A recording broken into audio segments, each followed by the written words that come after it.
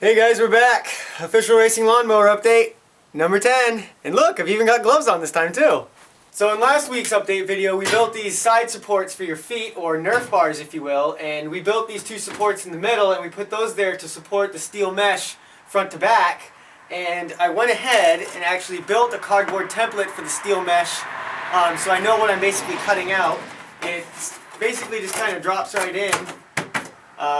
On either side. You have to flip it over for the other side obviously, but it works on both sides.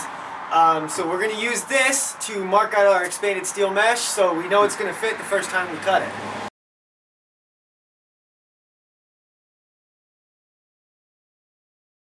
So here you can see our expanded steel mesh and our template underneath, and this is kind of how I think it's going to set up. And the only reason I think that is because I like the idea of the mesh running front to rear. Not so much the side-to-side look like it gives you when you do that. It's kind of hard to visualize on camera, I'm sure.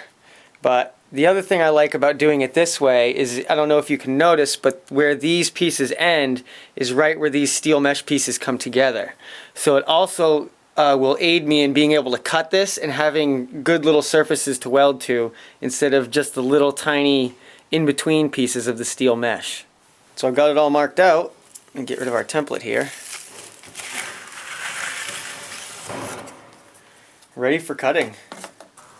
Now I wasn't sure on what I was going to use to cut this steel mesh because it's kind of difficult to work with because you'll bend the pieces if you don't do it right. But I think just the ticket is going to be my cutting blade on my 4.5-inch angle grinder here. I think that's going to give me the best cuts and the least amount of screw ups.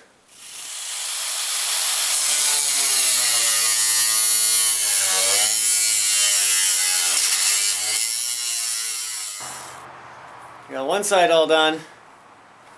So we got the one side placed in there. I had to do a little bit more trimming to get it to fit exactly how I wanted. But now it fits exactly how I wanted. Time to do the other side.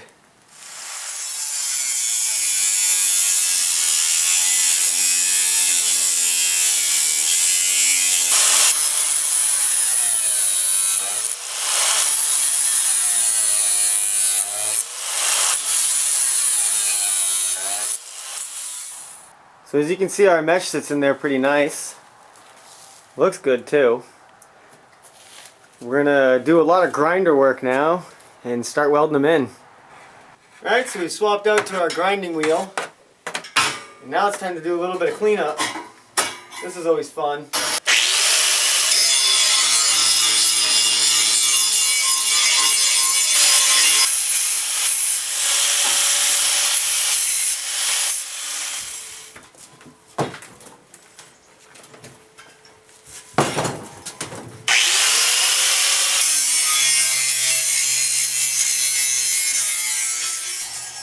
So we've got our two steel mesh panels kind of in place on the racing mower frame here.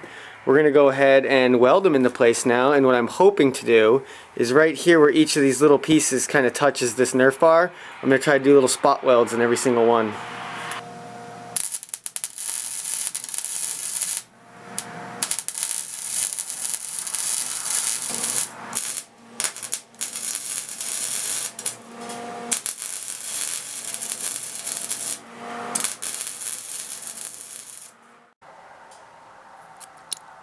All of them are welded.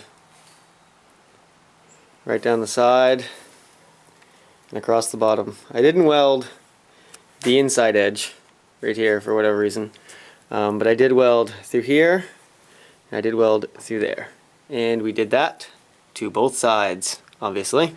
So I got the frame flipped over so you can see it from the top side now.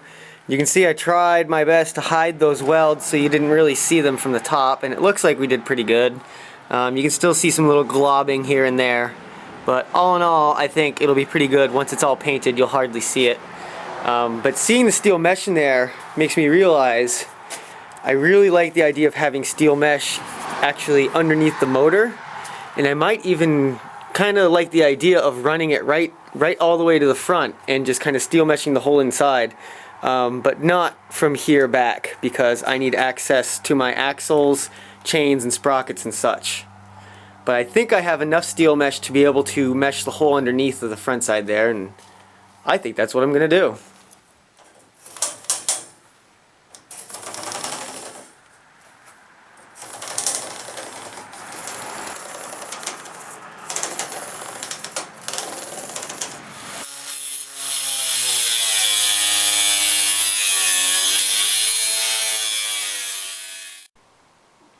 So there we go.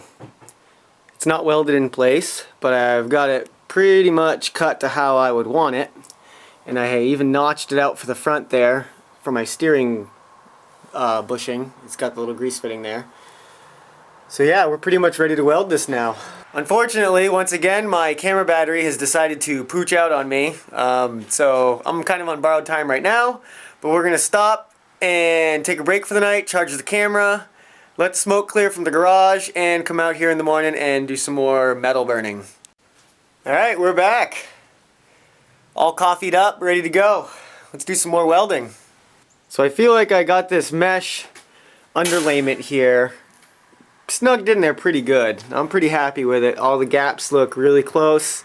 So I'm going to go ahead and tack weld this puppy in.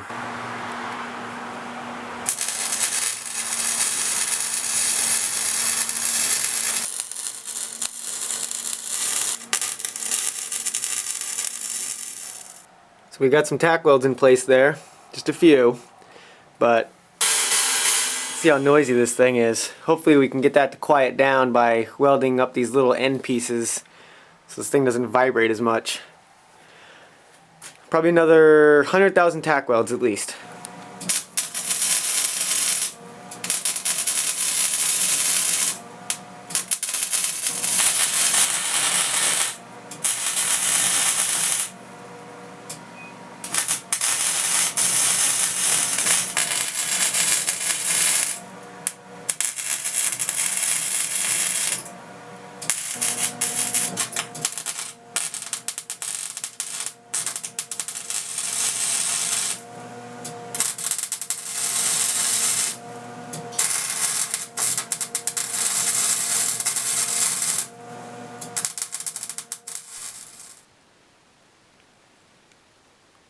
So she's all welded in. We even got down in there best I could. I don't think I have any chance of being able to clean the steel up in there. It was hard to get to before, but now with this steel mesh here, I'm not sure I can get a wire brush in there, but we'll do our best when it comes to cleanup time. It's not too noisy either. I mean, the sides, you can hear a little kind of tinginess on that side especially. But all in all, it's pretty quiet. I hope it doesn't make too much noise when you're riding it. So here's the view from above. Looks pretty cool. I really like it. It kind of gives it more of a finished look instead of being so skeletal. But the next thing I'm thinking about doing, actually, is meshing in between these two frame rails for the seat upright support, because honestly, I think it would just look cool. Alright, so I flipped the racer frame back over here, and I've cut out these pieces of mesh. There's a couple angles on them, and the way this is going to work is we're going to drop these in, kind of like that, weld them from the back side so it looks cool from the front side.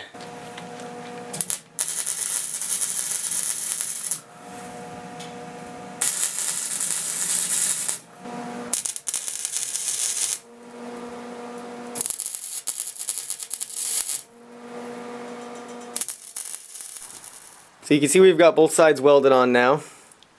And it doesn't look like much from the back, but let's get it flipped over and look at it from the other side.